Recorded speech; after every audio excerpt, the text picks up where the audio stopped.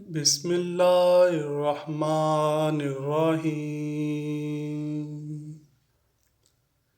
امام ابو داؤد سلیمان اور مسند احمد میں امام احمد بن حنبل نے حضرت عمر فاروق رضی اللہ تعالی عنہ کے دور خلافت کا ایک نہایت سبق آموز واقعہ لکھا ہے۔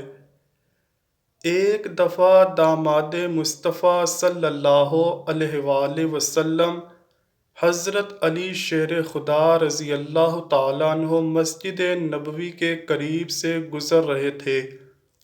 آپ نے دیکھا کہ کچھ لوگ ایک خوبصورت جوان لڑکی کو گھسیٹ کر لے جا رہے ہیں، جبکہ وہ شور مچا رہی ہے کہ میں بے قصور ہوں، اللہ کا واسطہ ہے مجھے چھوڑ دو۔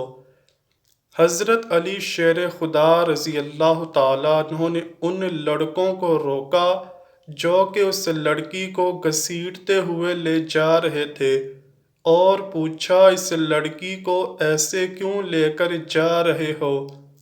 وہ کہنے لگے کہ اس لڑکی نے زنا کیا ہے۔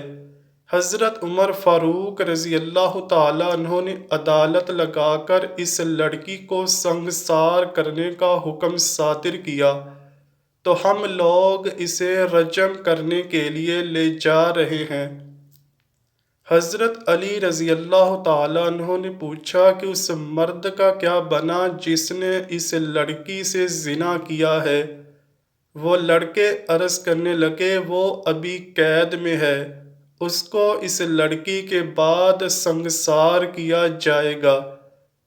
حضرت علی رضی اللہ تعالیٰ عنہ جلال میں آ گئے اور ان لڑکوں سے اس لڑکی کو رہا کروا دیا اور فرمایا کہ اس کے ہاتھ کھول دو اور اسے جانے دو۔ وہ داماد مصطفیٰ صلی اللہ علیہ وآلہ وسلم کو اس قدر غصے میں دیکھ کر ڈر گئے اور لڑکی کو رہا کر دیا۔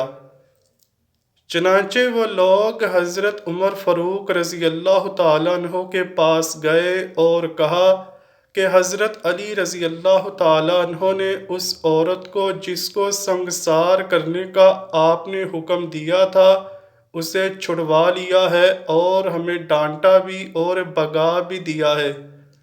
حضرت عمر فاروق رضی اللہ تعالیٰ عنہ فرمانے لگے کہ اگر یہ کام علی نے کیا ہے تو ضرور اس میں کوئی نہ کوئی حکمت ہوگی۔ چنانچہ ساری عدالت حضرت علی رضی اللہ تعالیٰ عنہ کے آنے کا انتظار کرنے لگی۔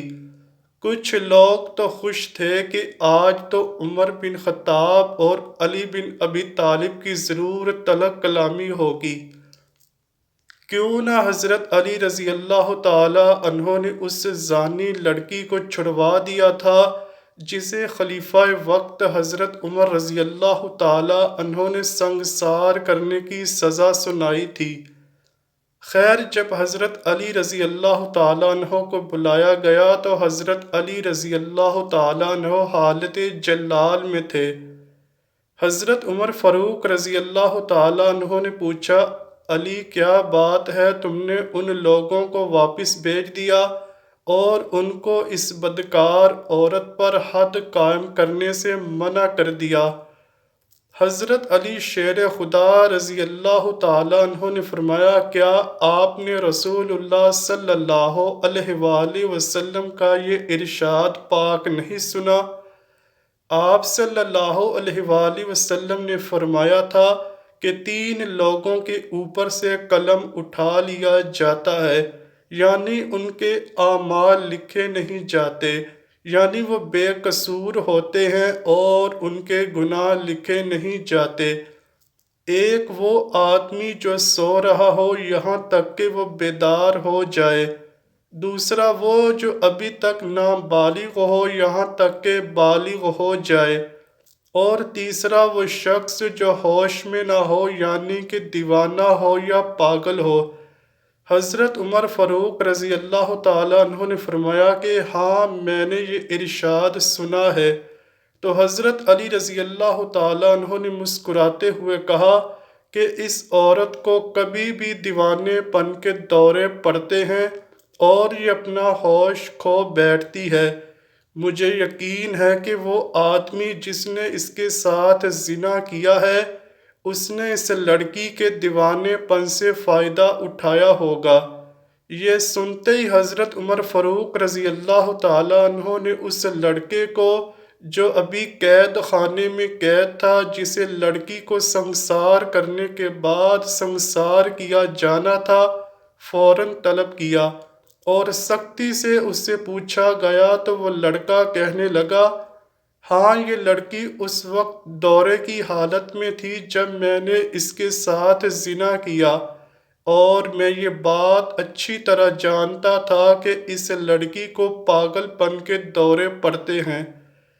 حضرت عمر فاروق رضی اللہ تعالی عنہ کے حکم کے مطابق اس لڑکے کو جلد ہی سنگسار کر دیا گیا۔